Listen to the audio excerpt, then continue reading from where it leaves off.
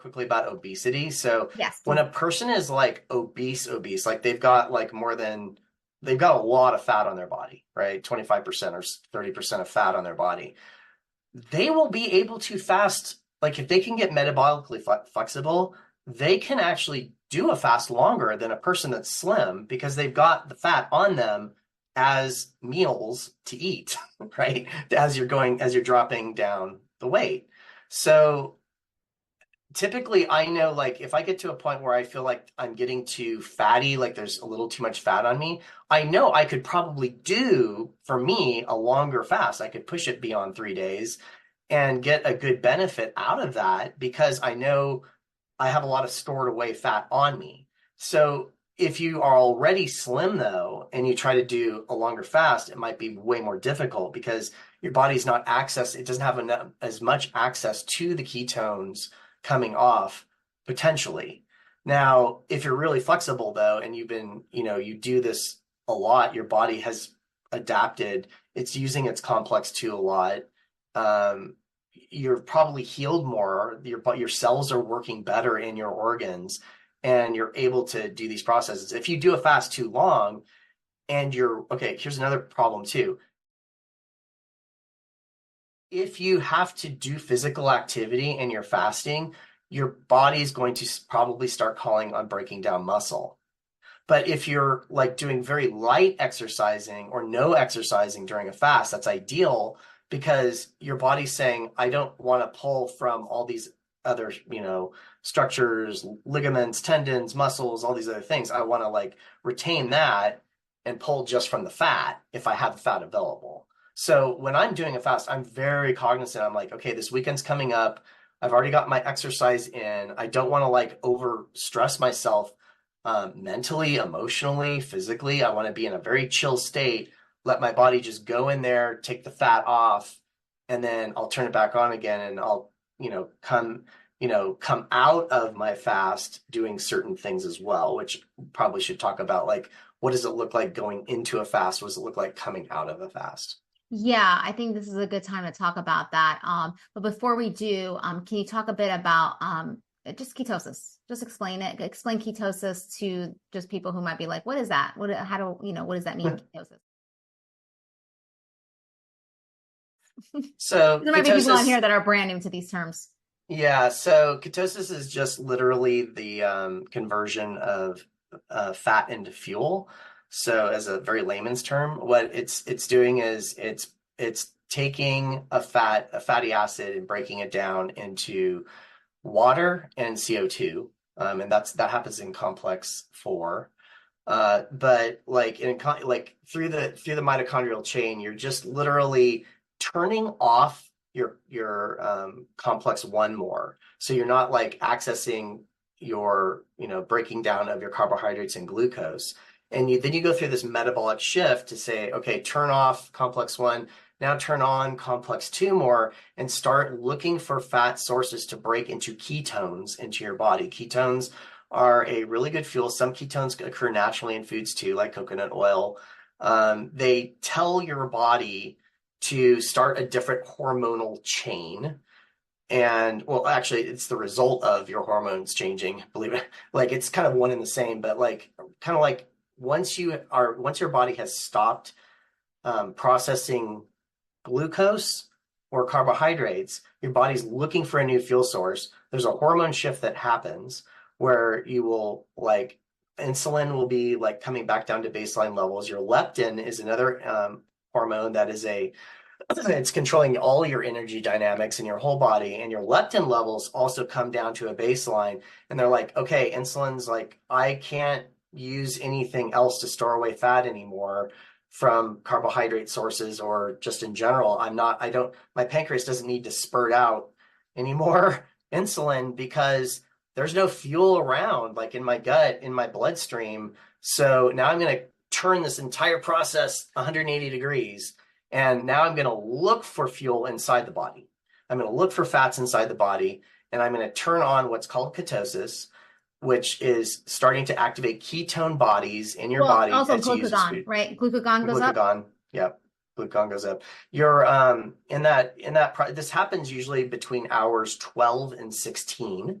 So oftentimes, if you're sleeping at night, let's say you have an early dinner and a late breakfast, you might be getting in 15, 16 hours, and like around hour 12, you're suddenly your body's like, okay, I need to look, I need to, all these hormones are shifting. I'm going to increase my human growth hormone level. I'm going to turn down my insulin levels. My leptin levels are down. I'm going to increase glucagon. I'm going to have all these hormone shifts happen to tell the body to find fats and break them down into ketones to use as fuel, because ketones is a fuel. There's actually a third fuel a lot of people don't realize or know about that the brain loves to actually eat besides glucose and ketones, and that's lactic acid. So when you work out, after a workout, you're actually providing another fuel source that the brain actually likes, as to why I think, and why it looks like in the science studies, that cultures that have this, they usually like, like Japanese culture is a great example. They'll like do morning calisthenics, and they'll like work their body, they'll do tai chi, they'll do exercise to stimulate some lactic acid production, and it keeps them mentally sharp into late age. Yeah. Didn't That's hear super that. interesting. So, going back to the hormones. So the hormones are key. So we got low insulin, we got high glucagon, and then we start getting into the ketosis. But that's very interesting that you said it starts happening at the 12 to 16 hour mark. Right. Because your fuel has been used up in your body. I mean, if you think about like the three fuel types, you have sugars, carbohydrates, which is a group, which usually after several minutes or a half hour or an hour or two, you're burning through those fast in your body, and your insulin's going way up, your leptin levels are being activated. It can actually stimulate more ghrelin, which is your hunger hormone. So it makes you feel hungry when you come back off of it. So that's the cycle that happens, right? Well, that's why people snack all day long, is they eat something sugary, and 3 or 4 hours later, back again. Just one little side note to this is your main chief neurological hormone in your body is glutamate, and glutamate is MSG, and this is also why your body feels hungry after eating a lot of MSG a few hours later, because it's stimulating and it's coinciding with insulin and making this roller coaster happen. So that's why I also like I make sure I don't have too much glutamate in my diet, or excess glutamate as sources in my diet, because if I get some yummy sugary food going with some glutamate at the same time, 2 or 3 hours later, my ghrelin's going to be through the roof. I'm going to be ravenously hungry, and I don't like So feeling that hungry way. after Chinese food. Yeah, With rice. right. Yeah. Or noodles. Right. Noodles. Interesting. So people So really get the benefits. If they did daily 16-hour fast, you are getting some of this yeah. increase in growth hormone too. Oh yeah, I mean, for in males, like they measured it, like when I think it's at the 24-hour mark, a man is like at 2,000% HGH levels, or a woman's at like 1,400% HGH levels. And women and men are different in this, and we'll get into that later about what happens and when you want to fast, when you don't want to fast. Like these are important things for men and women, especially women with the monthly cycle. Yeah, So we have to definitely touch on that because I definitely think there you know, don't fast with your husband and do the same thing. So yeah, same intermittent fasting as well. Like you got to be careful, even pushing it at certain points, because I could maybe talk about a little bit about this now, like for yeah, go women. ahead. Yeah. So let's talk about and then once we talk about go ahead. Okay, so for men, like our whole society is set up as like a daily cycle. Like even our work weeks, right? For women, like when the period starts on day one, like day 1 through 5, you're coming into more energy. And then of course by day 12, you're like this time from like day 1 to day 12, maybe like even after the period's ended and you're in day 5, day 4 or 5, like like I'd say from day 5 to like day 14, you're in this nice time zone where the way the hormones are shifting and they're working in the body, you're building more testosterone as you get toward your ovulation moment. And on the ovulation day is your highest testosterone level. Okay. So as you build up to this to day 14, this is the optimal time to do a fast, like to do a 3-day fast, to do intermittent fasting. Now, the reason why is that when you come after the ovulations happen in about like day 17, 18, 19, you're coming back down and your body's producing more insulin all the time to prep for the next period coming. So by having higher insulin, your body's literally being told, I have to have higher insulin levels. You're competing against your ability to actually be successful during your fast. And your body doesn't want to do that on top of it. It's going through its cycle in this way that I like there's a lot of doctors out there now talking about this and women doctors, can't remember her name. She has a book that she wrote like this last year that it's like it's really profound because you think about like the timing of your fast and your intermittent fasting, you want to synergize the first half of your cycle more with like this window where you're exercising, you're potentially fasting, you're doing these stronger events rather than like prepping and like preparing and coming off of all the energy as you come back down toward your next period. So that ebb and flow over the month should be thought about, especially with fasting, because if you try to do it, like if a woman tries to do a fast right before she has her period, like during that time where like it's known this is the mood swing time, right? Like all these hormones are shifting and changing, and the woman shouldn't be trying to fight her own biology at that point by like going into So these the fasts. luteal phase, are you talking about mainly, is it best not to fast for extended periods of time during the luteal phase?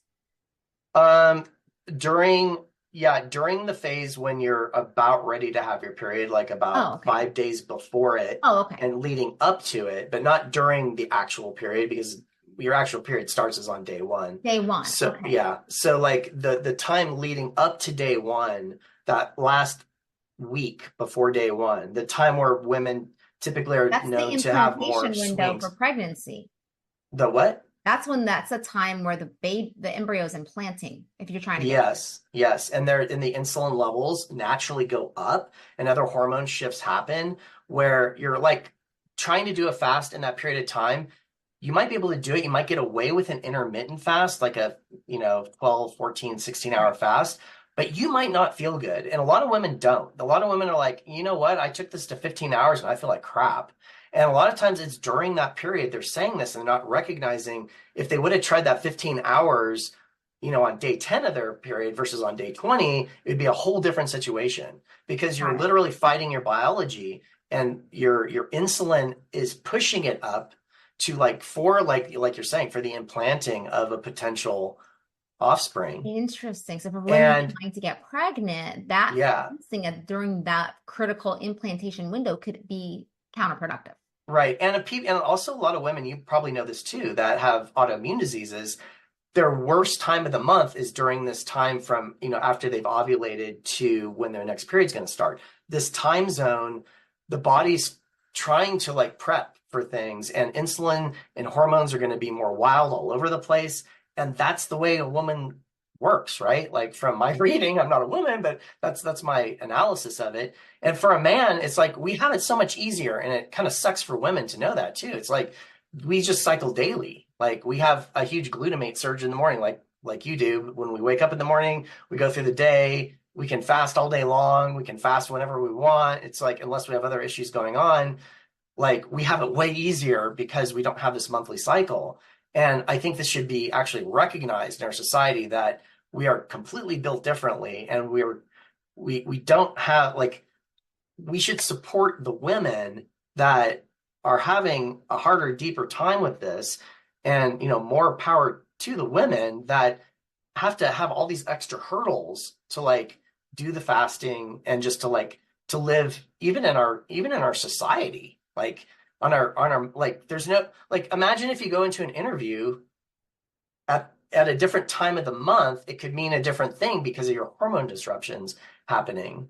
Like there's a lot of things that this can play into where your hormones are at and where you're ebbing and flowing, like depending on the time of month. So I think there should be more compensation for that, And also what to your make it more goals are, because equal. if your goals Right. are, fertility, going Right. back to that, then you could really be hurting your chances to have a successful, because that critical window, that sounds like what you're saying is because of the rise in insulin Yeah. that is there. And plus then there are other things too. Histamine levels are generally Yeah. higher. Histamine does help the embryo implant. It's involved in the implantation as Right. well as this insulin. So you kind of want to your body be able to do what it's supposed to do. Otherwise, you may have trouble with trying to conceive.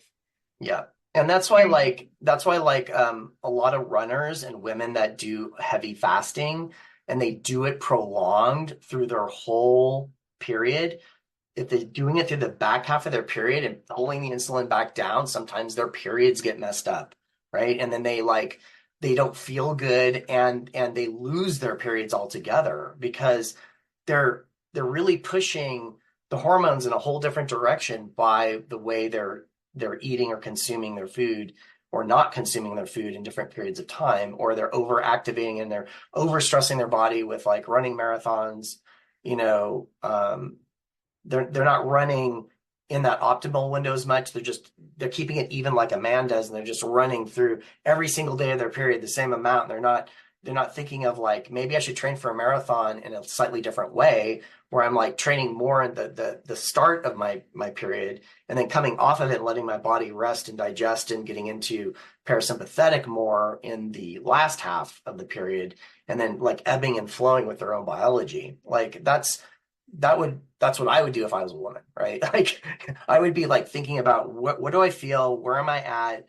What is my body trying to do at this window of time to like, benefit me the best during all this time? Yeah, and also, again, there's different times in your life, and you mentioned Yeah. children shouldn't be doing it, but then as we get older, with longevity, is there an age group that you believe it's also not productive for them? Like if you're advanced age, for example. The only reason I'm saying this is because I know that if I try to put like one of my parents through a fast, I just don't think that they can do it. I just don't Yeah, think like it's developing absolutely. And that's I feel like that's true for a couple of reasons. If you haven't developed the metabolic flexibility through your 20s, 30s, and 40s, where your body can understand how to shift and change, and you've never done it before, and it's like, okay, I'm in my 50s and 60s, and I'm going to try to do this. Like your body's already been told for the last 50 years to work this way, and it hasn't developed any flexibility. It can be told to be flexible, but I think there's more doctor supervision needed. There's more like understanding of what's really going on with your body. Like, do you know you might have uh extra cyst or lesion on your kidney that's making you have higher cortisol? That's like there's all kinds of things that can be happening later on in life. Like what is your heart condition like? Like, do you have a heart palp? Do you have what is your heart valve? How strong is your heart valve? What does it look like? A lot of people that have bivalves, which are genetically inherited, by the time they reach their 50s or 60s, they might need a heart surgery to replace their valve, like if you're not trivalve. So like there's all different nuances and differences individually. And there are many people that are in their 50s and 60s, no problem. They could do fasting, it wouldn't be an issue at all. But there's a higher risk that there's something else going on in the body, something going on with the organs. And I would say that the safest is obviously intermittent fasting. Like you can always add on an extra hour to a fast every single day and just add on an hour each week. So like you could start like, okay, I'm getting 10 hours of fasting in today. Okay, but this next week I'm going to get 11 hours of fasting. And then the week after I'm going to do 12 hours of fasting. And the week after I'm going to do 13 hours of fasting. And you build up to about 15 hours where all these processes and the hormones and everything starts to change and turn on. And you can take a long, turtle, slow approach to get there and probably get there. And then things are actually working better. Your biology is being cleaned out more. You're turning on a little autophagy. By the way, there's the process of cleaning out your mitochondria is actually a process called mitophagy. So it's kind of like the cousin of autophagy. Autophagy is just for all the main cellular components, your liposomes, your Golgi bodies, all your organelles. And your mitochondria specifically has mitophagy to clean those components out because it's got its own DNA built into it, right? That's what makes it So, special. so the studies are showing that when I read mixed things about when does it actually start? When It does starts, autophagy start and when does mitophagy start? okay, so autophagy it starts kicking in a little bit around hour 16 to 18. And then, so like right when you're ending your intermittent fast, you're starting the autophagy process a little bit, but it really ramps in really good around hours 24 to 36. And then once you hit like level, like if you want to do a full clean, like you're really getting deep, it's called in the biohacking community like deep autophagy, like you want to get into the deep part of the autophagy. Now you're into like that 60 to 72 hour window.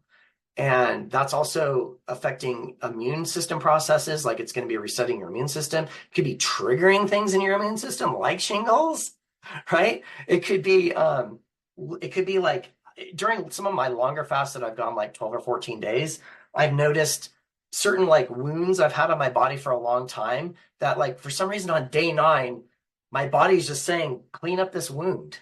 And then like by day 10, the wound's gone, but the wound had been there for like 3 months. I'm like, this is cool. Like what, like if you start noticing and feeling and understanding Yeah, what's so my happening, day 5 fast, my knee starts hurting. yeah, and then But I maybe don't day have 6 or knee pain. 7, I don't have knee pain. right. What's up with that? I mean, it could have been something else too. It might not have been the fast, but Oxalates. it could have been like, Oxalates. I blame oxalates on everything.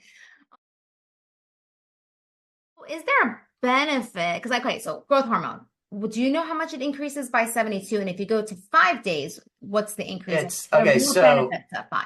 So that's why intermittent fasting actually, this is one of the reasons you just hit on why it got really popular through the like mid 2000s and in that time period, because they realized your HGH levels go up to about as high as they're going to get to around the 24-hour mark. And then past that mark, they start coming back off more. So like you're still in a higher HGH level, but it's not like it just continues to increase like a chain.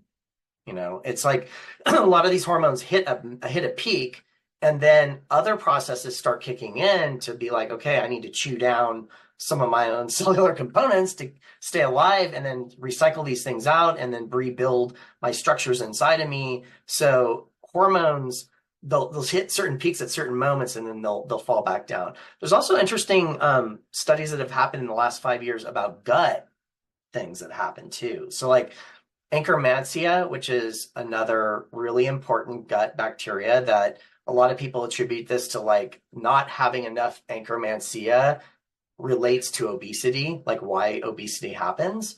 And Akkermansia goes also like through the roof. I don't know the percentage, but it also goes way It's a up. And mucin. It's that, a mucin.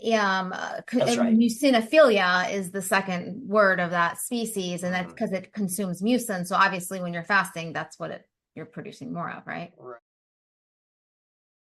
The benefits to your gut with a fast is a big slice of the wedge of the pie. Why I'm actually also fasting a lot. Like meaning a lot to me is like at least getting it like every month or two in, I'll get a really decent fast in. And then I'll have maintenance fasting, or I'll, do like 12 to 16 hours depending on the day, depending on what's going on in my life. Like I'll just get an intermittent fast in here and there. Um, for me as a male, I wouldn't recommend that as a female. Like I would say like listen to your body, especially during that last half of the period to see like maybe I don't want to fast, maybe intermittent fasting's okay during that time. like it's individual to you and what's going on and what pros and cons that are going on in your body at the moment, as well as how, like, what likely is happening here. So the microbiome is, from what you're saying in the studies, is actually improving in a It's positive way. improving.